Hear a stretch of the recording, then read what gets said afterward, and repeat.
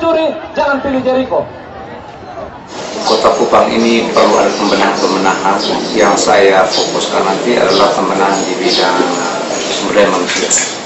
Sumber daya manusia itu pembenahannya termasuk di dalamnya sistem pemerintahan itu sendiri, ya, tata kerja, reformasi birokrasi, dan sumber daya manusia dalam artian pendidikan manusia di Kota Kupang, entah pendidikan formal dan non formal. Jadi fokus-fokus itu yang harus kita perhatikan sungguh-sungguh untuk keberhasilan. Mama, soal tata ruang kita masih ada banjir di mana-mana, betul ya? Macet di mana-mana. Kalau fisik tata ruang, gitu ya, kita lihat ini hal kecil tetapi mengganggu ekonomi, mengganggu pertumbuhan UKM. Tata ruang kalau tidak ditata dengan baik, side efeknya itu besar. Tetapi ini kadang tidak dimengerti, orang melihat tata ruang ini seperti sesuatu yang menjadi slogan saja, ya. Jadi hari ini harus kita korupsi yang besar-besaran di Kota Kupang ini, yang terjadi di Kota Kupang ini harus segera, tidak boleh dilanjutkan. Dan di dalamnya pasti teratur. Apa yang ditata di dalam itu, di pemerintahan itu pasti akan lebih baik. Itu pertama orang melihat dari situ. Itu hal yang besar, hal yang kecil. Kita masuk ke rumah, lihat situasi dan kondisinya yang sudah sangat tidak nyaman. Itu memang hal yang kecil, tapi itu realistis. Dan saya selalu harus berbicara dari hal yang kecil dulu. Kalau sudah itu, kita bisa berbicara mengenai ekonomi, infrastruktur yang baik, kesehatan, pendidikan, itu bisa jalan dengan sendirinya. Itu dia mau usaha kios, usaha macam-macam. Keluarga kita yang ada di pasar, pedagang-pedagang kecil di pasar, mereka akan terhindar dari rentenir. Maka pemerintah kota wajib memberikan. Jika kita lakukan melalui operasi seperti saat ini, itu ada jaminannya, ada bunganya, dan itu menyulitkan masyarakat. Kita langsung secara personal melalui tingkat-tingkat RT. Itulah yang dimaksud dengan pemberdayaan ekonomi masyarakat melalui kelompok-kelompok usaha, mulai dari tingkat basis RT. Sekarang masalah masyarakat kota ini kan sulit mendapat lapangan pekerjaan, pengangguran cukup tinggi karena satu, penerimaan di PNS itu hanya 2 ijazah saja yang bisa diterima sekarang, ijazah guru sama tenaga medis.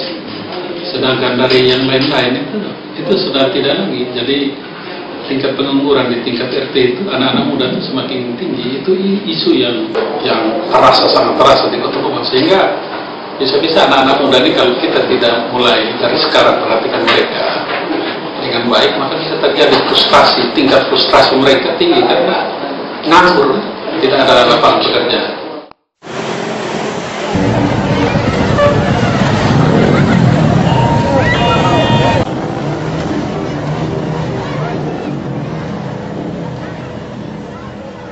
Khususnya kesehatan anak, ya, demam berdarah dan malaria itu kan sebenarnya siklus yang berulang, tapi itu selalu jadi masalah. Nah, itu bagaimana pemerintahan dalam hal ini mencegah supaya siklus yang berulang ini bisa diatasi. Lalu tentang kesehatan ibu, kurang gizi, tidak ada pengetahuan pada waktu dia mengandung dan menjaga kesehatan sehingga kematian ibu waktu melahirkan. Ada yang berbahagia, saya pada kesempatan ini tidak akan berbicara tentang program. Seluruh masyarakat yang belum tercover dalam Jamkesmas itu beruang pusat. Dan seluruh biaya yang rumah sakit ditanggung oleh. Lalu masalah yang lain adalah pendidikan, ya. pendidikan yang bukannya tidak punya gedung tapi tidak bermutu. Pungli dan korupsi itu kelihatannya satu kesatuan yang terjadi di kota. Itu kira-kira masalah yang saya lihat. Yang paling banyak adalah pekerja anak. Itu makanya pekerja anak itu dikaitkan dengan program tadi, yang pendidikan itu harus benar-benar dilaksanakan. Kemudian isu-isu gender, kemudian kekerasan dalam rumah tangga itu cukup banyak di kota Kupang. Itulah struktur tata negara kita, mulai dari presiden, ada menteri, ada gubernur, ada wali kota, ada camat, ada RT RW. Tapi biasanya ini kerja sendiri-sendiri, makan sendiri-sendiri, bahkan makan sembunyi-sembunyi lagi. Gitu kan? Itulah korupsi.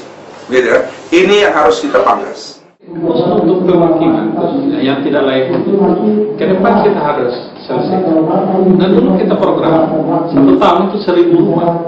1 rumah itu mendapat bantuan alokasi 25 juta. Jadi 25 M. Saya ini lihat pembangunan di bibir pantai ini sudah terlalu menyalahi aturan. Tadi wali kota katakan bahwa dia itu benar. Kan saya kan mantan sekda, saya tahu persis tata ruang ini. Revisi tata ruang, tapi pembangunan di pesisir itu untuk bibir pantai itu pembangunan harus roynya 100 meter atau minimal 30 meter dari jalan. Sebenarnya kenyataan ini tidak sulit. Cuma pangkalannya tuh, yang letaknya tuh jauh dari orang yang biasa gunakan minyak tanah. Itu bukan minyak tanah sulit, tidak. Bagaimana kita buat orang di kota ini tidak sakit. Itu buat mereka tidak sakit. Bagaimana pola hidupnya ya?